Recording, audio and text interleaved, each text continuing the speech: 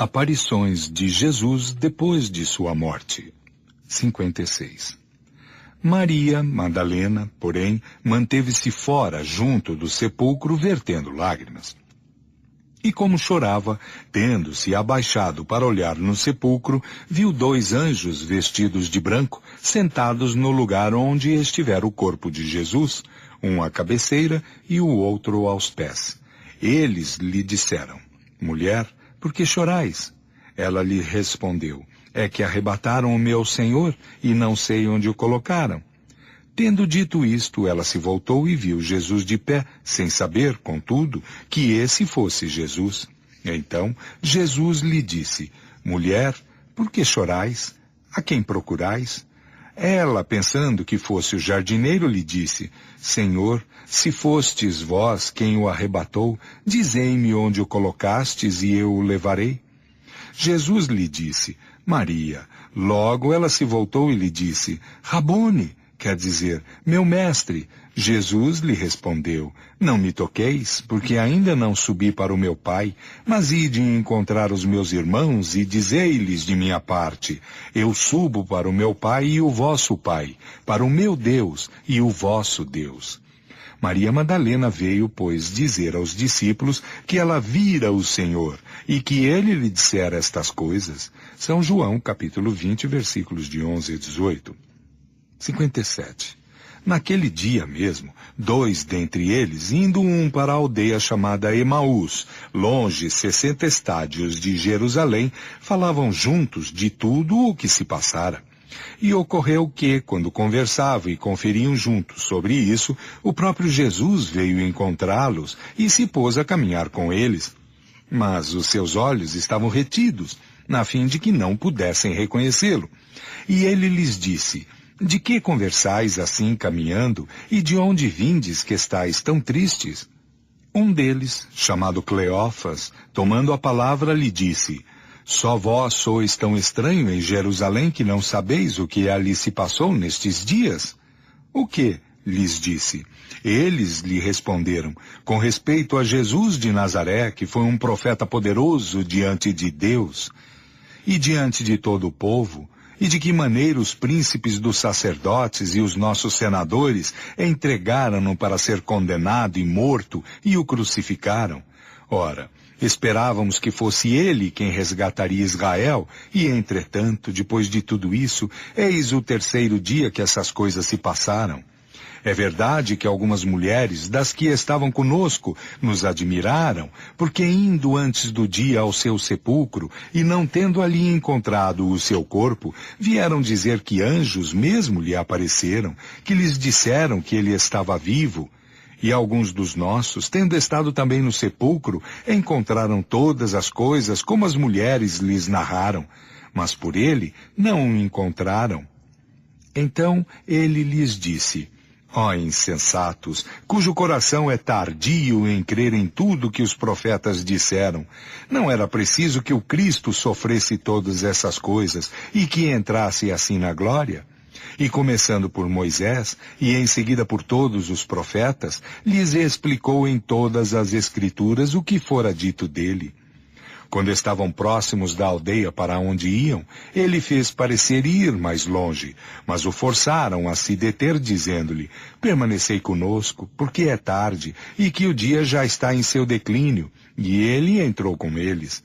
Estando com eles à mesa, tomou o pão, abençoou-o, e tendo-o partido, deu a eles. Ao mesmo tempo, os seus olhos se abriram e o reconheceram, mas ele desapareceu diante de seus olhos. Então disseram um ao outro: Não é verdade que o nosso coração estava todo ardente em nós, quando ele nos falava no caminho e quando nos explicava as Escrituras? E se levantando na mesma hora, retornaram para Jerusalém e viram que os 11 apóstolos e aqueles que permaneciam com eles estavam reunidos e disseram: O Senhor está verdadeiramente ressuscitado, e ele apareceu a Simão.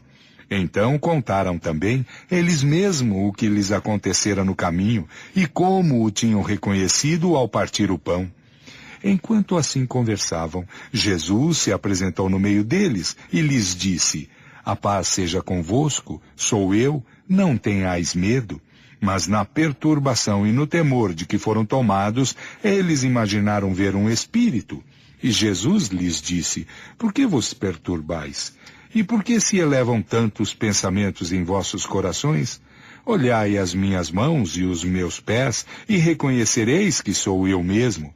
Tocai-me e considerai que um espírito não tem nem carne nem ossos, como vedes que os tenho. Depois de lhes ter dito isso, mostrou-lhe as mãos e os pés. Mas, como eles não acreditavam ainda, tanto estavam transportados de alegria e de admiração, ele lhes disse, tendes aqui alguma coisa para comer? Apresentaram-lhe um pedaço de peixe assado e um favo de mel. Comeu-os diante deles e, pegando os restos, lhes deu e lhes disse, eis o que vos dizia, estando ainda convosco, que era necessário que tudo o que estava escrito de mim, na lei de Moisés, nos profetas e nos salmos, se cumprisse.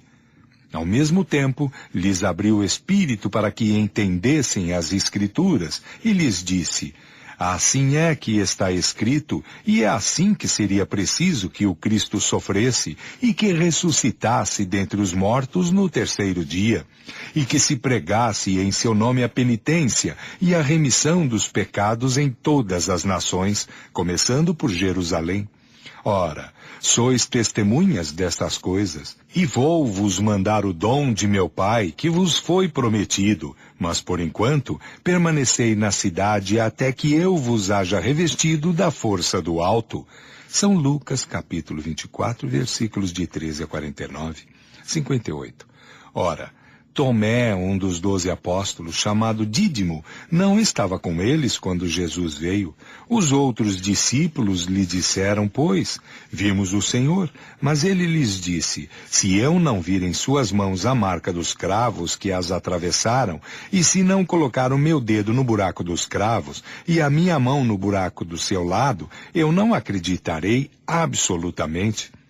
8 dias depois, estando os discípulos ainda no mesmo lugar, e Tomé com eles, Jesus veio, estando as portas fechadas, e se colocou no meio deles e lhes disse, a paz seja convosco.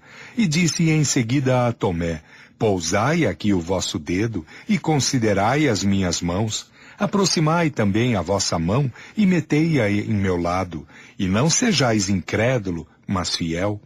Tomé lhe respondeu e lhe disse, meu Senhor e meu Deus. Jesus lhe disse, crestes, Tomé, porque vistes.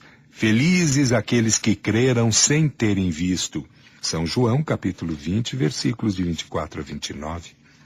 59. Jesus se fez ver ainda depois aos seus discípulos à margem do mar de Tiberíades e se fez ver deste modo. Simão Pedro e Tomé, chamado Dídimo, Natanael, que era de Caná, na Galiléia, os filhos de Zebedeu e 2 outros de seus discípulos estavam juntos. Simão Pedro lhes disse, eu vou pescar. Eles lhe disseram, nós vamos também convosco. Eles se foram, pois, e entraram no barco, mas naquela noite não pescaram nada. Tendo chegado a manhã, Jesus apareceu sobre a margem, sem que os seus discípulos conhecessem que era Jesus. Jesus lhes disse, pois, filhos, não tendes nada para comer? Eles lhe responderam, não. Ele lhes disse, lançai a rede do lado direito do barco e os encontrareis. Logo eles a lançaram e não podiam mais retirá-la, tanto estava carregada de peixes. Então, o discípulo que Jesus amava disse a Pedro, é o Senhor? E Simão Pedro, sabendo que era o Senhor, colocou a sua roupa, porque estava nu, e se lançou no mar. Os outros discípulos vieram com o barco, e como não estava longe da margem, senão em torno de 200 côvados, tiraram a rede cheia de peixes. São João, capítulo 21, versículos de 1 a 8. 60. Depois disso, conduziu-os para fora, para Betânia, e tendo levantado as mãos, os abençoou, e em os abençoando separou-se deles e foi levado ao céu. Quanto a eles, depois de o terem adorado, retornaram a Jerusalém, cheios de alegria, e estavam sem cessar no templo, louvando e bendizendo a Deus. Amém. São Lucas, capítulo 24, versículos 50 a 53. 61. As aparições de Jesus, depois de sua morte, são narradas por todos os evangelistas com os detalhes circunstanciais que não permitem duvidar da realidade do fato.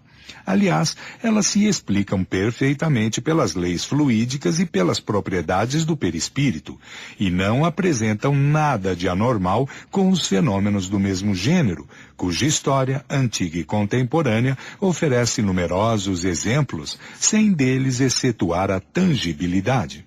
Observando-se as circunstâncias que acompanharam as suas diversas aparições, reconhece-se nele, nesses momentos, todos os caracteres de um ser fluídico. Ele aparecia inopinadamente e desaparecia do mesmo modo. Foi visto por uns e não pelos outros, sob aparências que não o fazem reconhecer, mesmo por seus discípulos. Mostra-se em lugares fechados onde um corpo carnal não poderia penetrar. Mesmo a sua linguagem não tem a verve de um ser corpóreo, tem o tom breve e sentencioso particular aos espíritos que se manifestam dessa maneira. Todas as suas atitudes, numa palavra, têm alguma coisa que não é do mundo terrestre. A sua visão causa, ao mesmo tempo, surpresa e medo. Seus discípulos, vendo-o, não falam com a mesma liberdade. Eles se sentem que não é mais o homem. Jesus, portanto, mostrou-se com o seu corpo perispiritual, o que explica que não foi visto senão por aqueles aos quais quis se fazer ver. Se tivesse o seu corpo carnal, seria visto pelo primeiro que chegasse como quando vivo. Seus discípulos, ignorando a causa primeira do fenômeno das aparições, não se davam conta dessas particularidades que provavelmente não notavam. Eles viam Jesus e o tocavam. Para eles, deveria ser um corpo ressuscitado. Capítulo 14, números 14 e de 35 a 38. 62. Ao passo que a incredulidade rejeita todos os fatos realizados por Jesus, tendo uma aparência sobrenatural, e os considera, sem exceção, como lendários, o Espiritismo dá, à maioria desses fatos, uma explicação natural. Prova-lhes a possibilidade não só pela teoria das leis fluídicas, mas pela sua identidade com os fatos análogos produzidos por uma multidão de pessoas, nas condições mais vulgares. Uma vez que esses fatos estão, de alguma sorte, no domínio público, nada provam, em princípio, quanto à natureza excepcional de Jesus. Nota. Os numerosos fatos contemporâneos de curas, aparições, possessões, dupla vista e outros, que são relatados na Revista Espírita e lembrados nas notas acima, oferecem, até nas circunstâncias dos detalhes, uma analogia tão chocante com aqueles que o Evangelho narra, que a semelhança dos efeitos e das causas fica evidente. Pergunta-se, pois, por que o mesmo fato teria uma causa natural hoje e sobrenatural outrora, diabólica em alguns e divina em outros. Se fora possível colocá-los aqui em frente uns dos outros, a comparação seria mais fácil, mas o seu número e os desenvolvimentos que a maioria necessita não o permitiram. Fim de nota. Desaparecimento do corpo de Jesus. 64.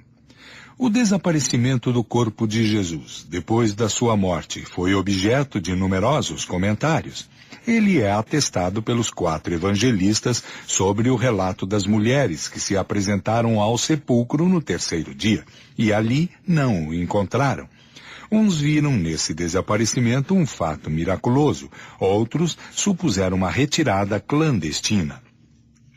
Segundo uma outra opinião, Jesus não teria revestido um corpo carnal, mas somente um corpo fluídico. Não fora durante a sua vida senão uma aparição tangível, em uma palavra, uma espécie de agênere. Seu nascimento, sua morte e todos os atos materiais de sua vida não seriam senão uma aparência. Foi assim, disse, que seu corpo, retornado ao estado fluídico, pôde desaparecer do sepulcro, e foi com esse mesmo corpo que ele se mostrou depois de sua morte.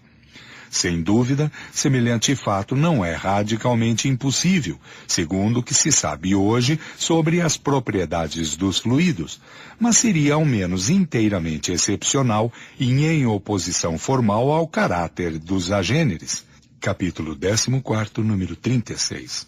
A questão é, pois, saber se uma tal hipótese é admissível, se é confirmada ou contraditada pelos fatos. 65. A permanência de Jesus sobre a terra apresenta dois períodos, o que a precede e aquele que se segue à sua morte. No primeiro, desde o momento da concepção até o nascimento, tudo se passa na mão como nas condições comuns da vida. Nota. Não falamos do mistério da encarnação, do qual não temos que nos ocupar aqui e que será examinado ulteriormente. Fim de nota. Desde o seu nascimento até a morte, tudo em seus atos, em sua linguagem e nas diversas circunstâncias de sua vida apresenta os caracteres inequívocos da corporeidade. Os fenômenos de ordem física que